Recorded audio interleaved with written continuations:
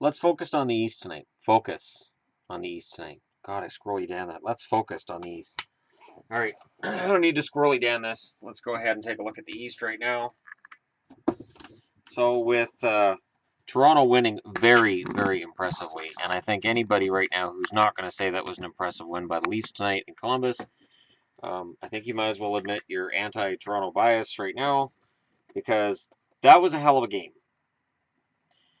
That was a game that you win if you were bound and determined to put playoff utility at your back. And look at the matchups right now. I'm trying to get this to show up without the glare from the screen, but bear with me on that one. Look at that. My Bruins have nobody to blame but themselves for the position they're now in. And it gets squirrelier than that. See, they're 7 points ahead of Carolina. Carolina has 2 games in hand. They are 5 points ahead of Tampa. Tampa has a game in hand. Right now, the Islanders and the Rangers are playing. The Rangers are winning the game, but if the Islanders come back and win that, that puts them 2 points behind Boston with a game in hand. So when I was asking which of the 3 teams of Toronto, the Islanders, and Tampa are going to make the playoffs, the answer might be 2 of them. Because my Bruins have picked the absolute wrong time to lose. Now, there's another thing. Apparently, this has come up again. This is on the CBC page too. And let's just go about this, shall we? Let's just go ahead and go about this. So, everybody's upset every year that some really good team goes out in the first round. My response to that is boo-hoo. But anyways, let's just go with your number 1 seed, your number 2 seed, because your number 2 seed's always a division winner, right? So that's 1 and 2. Number 3 is Pittsburgh. Number 4 is Columbus. Number 5 is the Rangers. 6 Ottawa. 7 Toronto. 8 Boston. So, if you go with matchups that way, oh look, Washington still plays Boston, so that doesn't change. Montreal now plays Toronto. Boy, wouldn't Leafs fans be excited to see that. 3-6 becomes Pittsburgh and Ottawa. Not too sure that Ottawa fans would enjoy that very much. And then you have Columbus squaring off against the New York Rangers. So here you go. Columbus and the Rangers, a good team's going out in the first round. But here's where the whole argument loses me, okay? So you've got 1, 2, 3, 4. In the second round, these matchups could happen. Washington, Columbus, Montreal, Pittsburgh. The best team always wins. The best team always wins. So when I hear, oh, well, a really good team is going out in the first round, here's what I'll do, okay?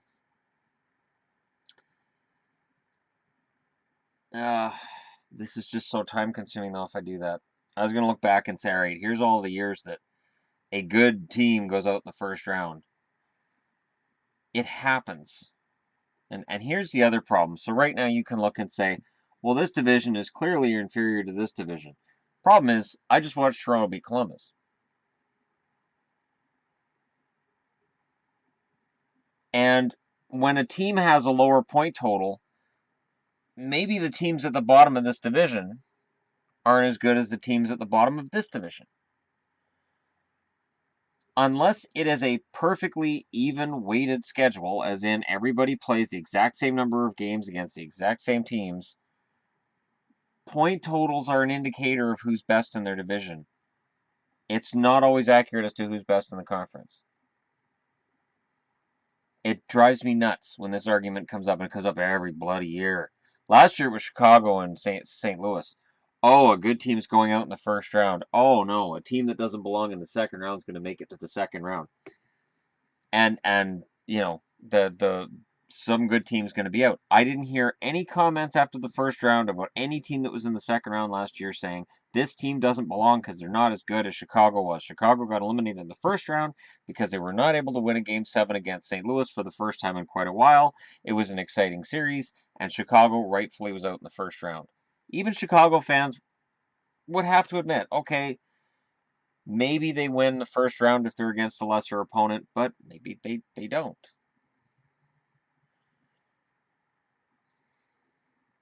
And it's funny, too, because this means Montreal gets Toronto instead of the Rangers.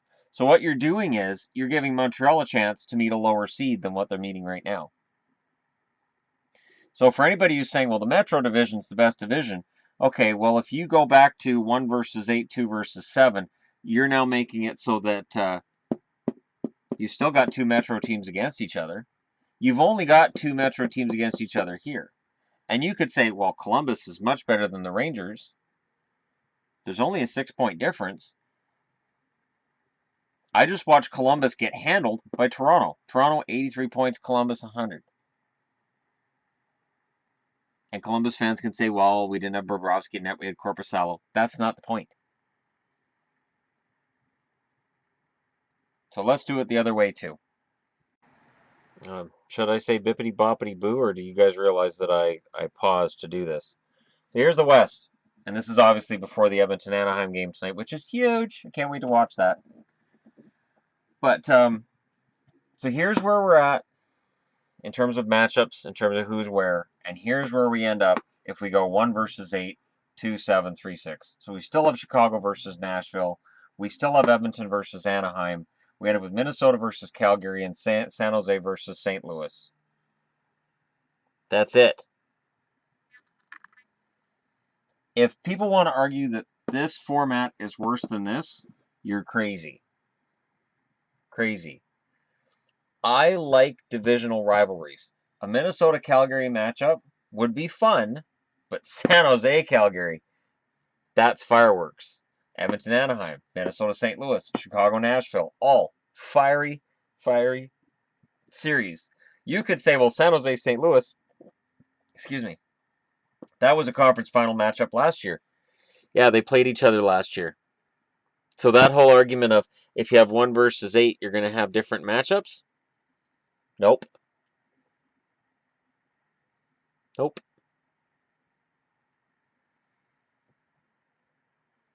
So there you go. There's a whole playoff thing. It's one of those things that really frustrates me. Making sure I'm not dropping this on a cat. Every time they change the playoff format, somebody bitches. Every single time they change the playoff format, people get upset. They did away with division rivalries. Oh, why did they do away with the division matchups in the playoffs? Those were so much better. You know, when you see Dallas and Vancouver, there's no hatred there. If it's Calgary and Vancouver, there's a hatred there. Bring back divisional matchups. 1 versus 8. The other argument was, well, and you can look at this board here. The West, there's a lot of teams here with below 100 points. The only team at 100 points is Chicago. Well, is it fair that you have 3 teams at 100 points in the East, only 1 team at 100 points in the West? Why do we do 1 versus 16? You know, let's just for the sake of giggles, do that. So let's just say that we all lose our brains. Brains fall right out of our heads. And we say, all right, we're going to go with 1 versus 16 in the NHL. 1 versus 16 would be, oh God, this is funny. This is genuinely funny. I'm going to pause again, and we're going to do 1 versus 16, 215, and everything. So, using the updated standings, again, this does not include the game tonight between Anaheim and Edmonton. Here's your board. Here's your playoff matchups in the first round.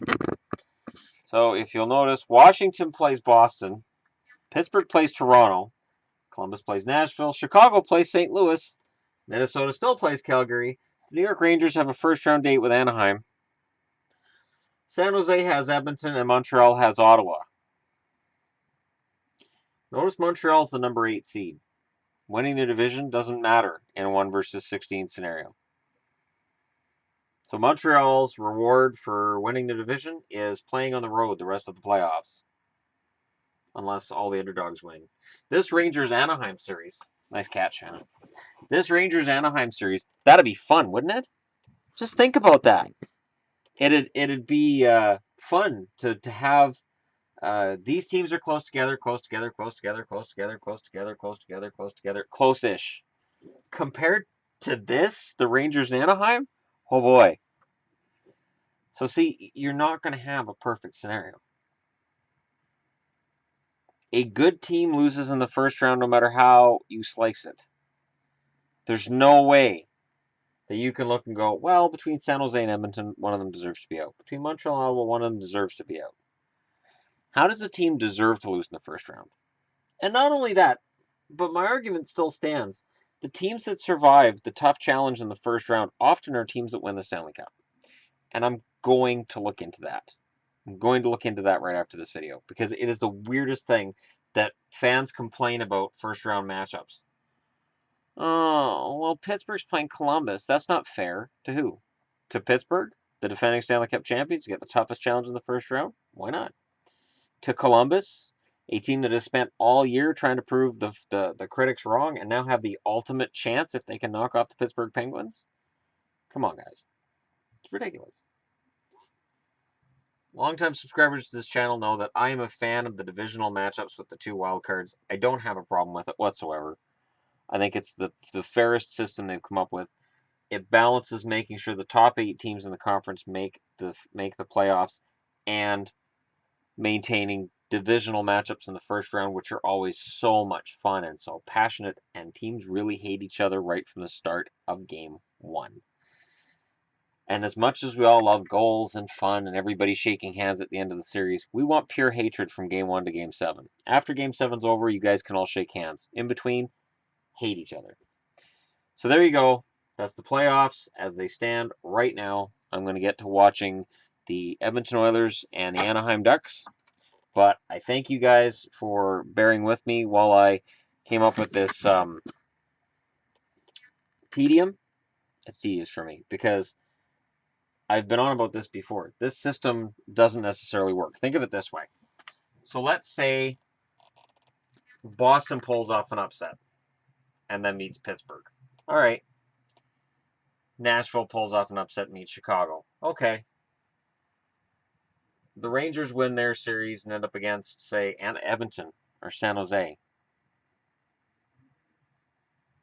Like, this scenario means that, for instance, as a Maple Leafs fan, if you come through and you win in the first round against Pittsburgh and Washington wins, do you really want to go through Pittsburgh and then Washington? Or let's say Boston pulls off the win too, and Nashville pulls off the win. Now Toronto has to go to Chicago. You wipe out, what this does is it wipes out the whole point of having conferences. The only way that a 1/16 setup works is if everybody has the same schedule. Right now, everybody in their divisions have the same schedule. So it's fair to say top 3 in the division and then wild cards. Because it means if the Metro, and it does, has the better teams, then they should have more teams in the playoffs. The problem is the Islanders haven't caught the Bruins yet. They will. And then you'll have 5 Metro teams and 3 from the Atlantic. That's fair. That's a fair system. And also notice, no matter how I do this, the same 16 teams are making the playoffs. There's nobody currently outside the playoffs who makes the playoffs, no matter how I draw these up. Meaning, the best 16 teams are in the playoffs. The best 8 teams win in the first round, regardless of how you set it up. Because if you're not ready to beat Pittsburgh, it doesn't matter what round you meet them. If you're not ready to beat Washington, it doesn't matter what round you meet them. And if you can score an upset over a Capitals or a Pittsburgh Penguins team, you've made it that much easier the rest of the way to the playoffs. Let me know what you guys think in the comments below. Don't forget to hit like and subscribe if you're browsing your way through, and thank you so much for watching.